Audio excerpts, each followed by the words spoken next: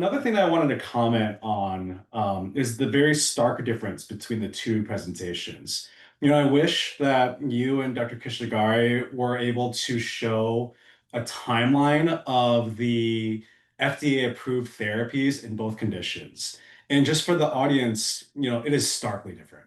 I don't treat multiple myeloma, but I feel strongly that I see a new groundbreaking therapy that gets approved almost every single year. It's quite incredible. And, like Dr. Kashkari was saying, we only have maybe one, two lines of therapy before we really highly consider very strongly a clinical trial. But Dr. Cooperrider, I mean, first question is, how many lines of therapy is common in your practice? And then number two, philosophically, there's no right answer to this, but why do you think that there's so many successes in multiple myeloma compared to, my disease specialty like acute myeloid leukemia?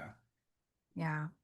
I mean, I think to answer the first part of your question, we're so excited to have these approvals, and as you said, it's rapidly changing. As for why myeloma is I think it's more lymphoma and myeloma tend to be more mature neoplasm. So the cell of origin is a more mature immune cell, and it seems to be more receptive to some of these targeted therapies. So CAR T cell therapies now are also being used in ALL as well. So some leukemia, but have used them now in leukemia, in lymphoma and myeloma for many years successfully.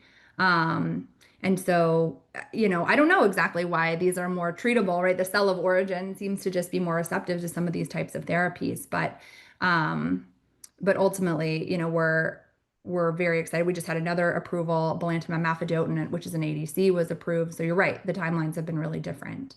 It's really hard to keep up with multiple myeloma.